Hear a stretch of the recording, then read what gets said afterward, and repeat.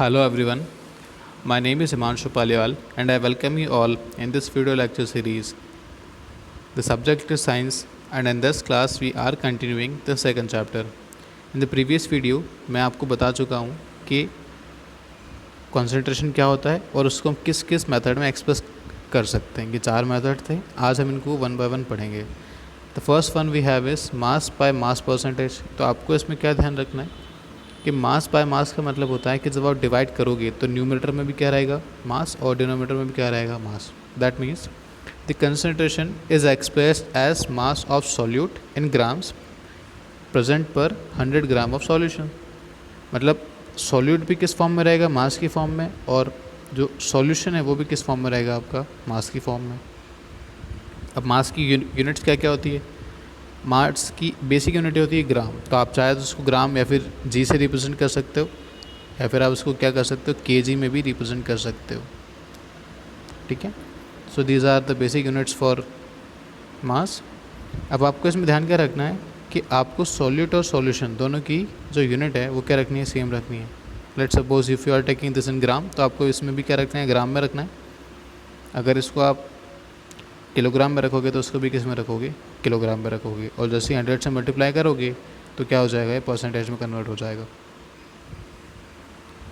We have an example, a solution containing 40 gram of common salt. एक solution में 40 ग्राम कितना है, कॉमन सॉल्ट है, और 320 ग्राम कितना है, वाटर है। अब आपको क्या ध्यान रखना है कि वाटर भी किस में दिया है, ग्राम में दिया है, और जो आपका सॉल्वेंट है, सॉल्ट, वो भी किस में दिया है, 40 मतलब ग्राम में दिया हुआ है। तो आपको मास बाय मास में इसको एक्सप्रेस करना है, तो कैसे करेंगे। आपको डेफिनेशन में एक बात नोट करनी, मैंने आपको यहाँ पर सॉल्यूशन बोला है, ठीक है। और इस एग्जाम्पल में आपको क्या यहाँ पे दिया हुआ है, 320 gram of water. So water is clearly a solvent, not a solution. Solution तो अब बनेगा ना जब इसको मिक्स कर देंगे।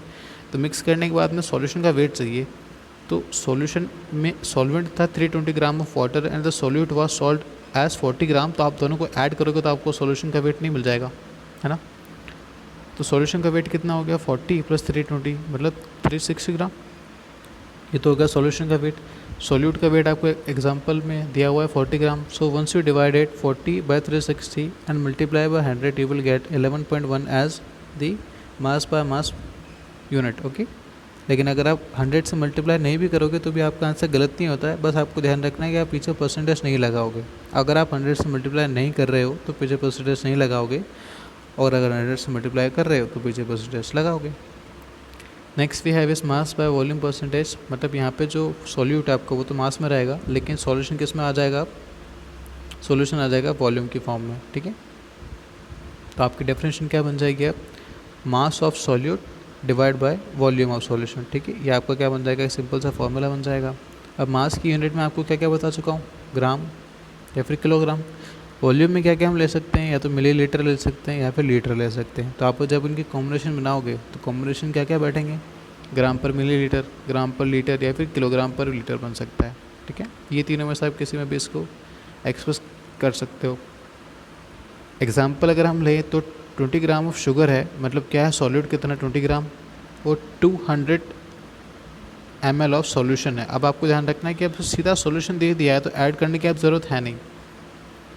तो सॉल्यूशन दिया हुआ है, शुगर दे दिया है आपको, सॉल्यूट और सॉल्यूशन डिवाइड जैसे आप करोगे 100 से मल्टीप्लाई करके आपका आंसर आ जाएगा।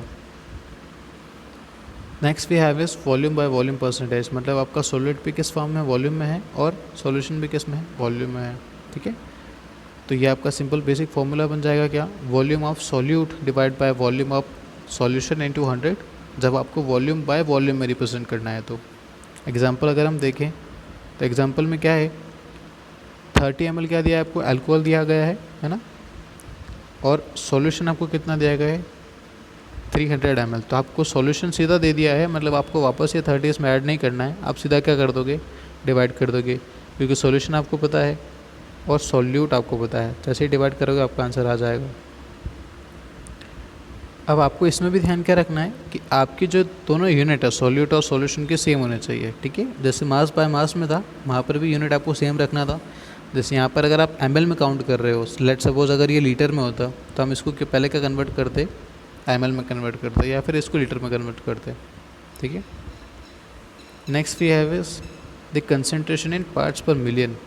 मिलियन मतलब होता है 10⁶, ठीक है।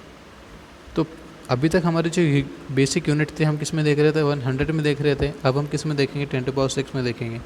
इसका रीज़न क्या है कि कभी कभी क्या होता है कि जो सोल्यूट होता है इतना डिजॉल्व होता है, इतना कम होता है कि हम 100 यूनिट्स में उसको देख ही नहीं पाते, काफ़ी कम होता है, ठीक है। तो थोड़ा ज़्यादा सैंपल ले लेंगे तो हमें ज़्यादा सोल्यूट की मात्रा मिल जाएगी, ठीक है। इस वजह से क्या होता है कि हम इसको रिप्रेजेंट करते हैं किसमें, पार्ट्स पर मिलियंस में रिप्रेजेंट करते हैं। तो इसका फॉर्मूला क्या बनेगा आपके पास, mass of solution in grams, okay. जितना मास है किसमें, 10⁶ ग्राम ऑफ सॉल्यूशन में, ध्यान रखना है इस चीज़ का। एग्जांपल क्या है इसका, 10 gram of DDT is present in, ये 10⁶ ग्राम ऑफ सॉल्यूशन लिखा हुआ है, तो इतने सॉल्यूशन में क्या प्रेजेंट है आपका, DDT प्रेजेंट है कितना, 10 ग्राम्स। तो सीधा सा है कि आप क्या करो, इसको 10⁶ करोगे। अब देखना यहाँ पे इंटू 100 लिखा है, मतलब परसेंटेज में आता है ना। फिलहाल यहाँ पे इंटू 100 की ज़रूरत है नहीं, क्यों, क्योंकि हम इसको 10 पार्ट्स पर मिलियन में रिप्रेजेंट कर रहे हैं। तो आप क्या करो, इसको सीधा 10⁶ से मल्टीप्लाई कर दो। जैसे आप इसको 10⁶ से मल्टीप्लाई करोगे, आप सीधा पीछे यूनिट क्या लगा दोगे, PPM लगा दोगे, ठीक है। तो आई होप आपको चीज़ें समझ में आई होगी। इसके आगे हम नेक्स्ट लेक्चर में कंटिन्यू करेंगे।